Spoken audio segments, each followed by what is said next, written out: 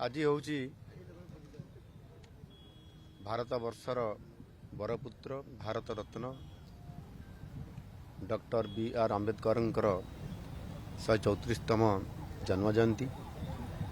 यही अवसर रे आज तांकु राज्य तरफ राज्य सरकार तरफ श्रद्धांजलि ज्ञापन करा जाउछि। Doctor B R. आंबेडकर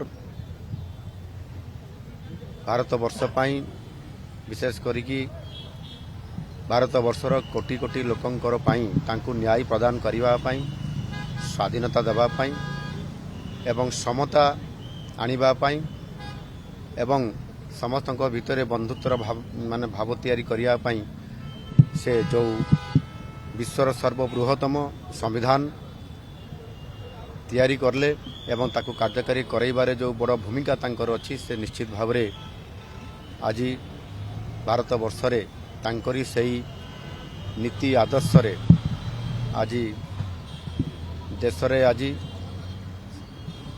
समस्ते निज अधिकार पाइबा सहित आज भारत को यशस्वी करैबा पई आज केंद्र रे प्रतिष्ठित केंद्र सरकार एवं राज्य रे मध्य नुआ सरकार आसिला परे निरंतर भाव रे तांकर आदर्श को पाथई करी एक ओडिशा रे मध्य नुआ ओडिशा गठन करिबा एवं विकसित ओडिशा गठन करिवार संकल्प नै करी तांकर प्रेरणा रे आगे चली।